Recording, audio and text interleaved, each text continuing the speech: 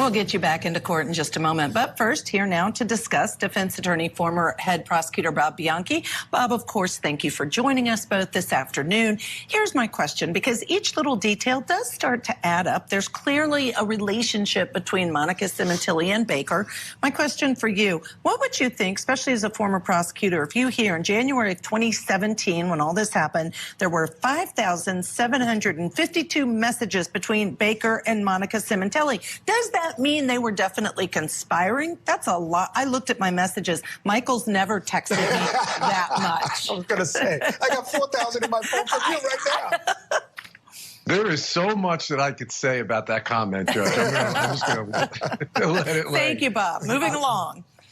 Yeah, well, listen, I mean, it's funny you bring this up because I want to always try to provide a little bit of a different flavor and a context because trial work is so depth and there's so much texture, to the whole thing. And a lot of it is dealing with human nature.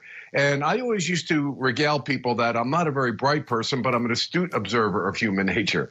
And what I mean by that is that sometimes we can jump to conclusions. And I've seen this happen in my work as a homicide prosecutor investigations many, many times.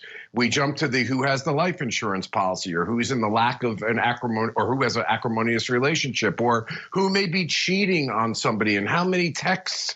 And when we start doing these divining rod kind of things, or even when people lie, a lot of people jump to or assert their right to remain silent. I'm giving you literal instances in which my detectives were ready to pull the trigger, no pun intended, on somebody and arrest them for a murder case that later it was determined somebody else committed.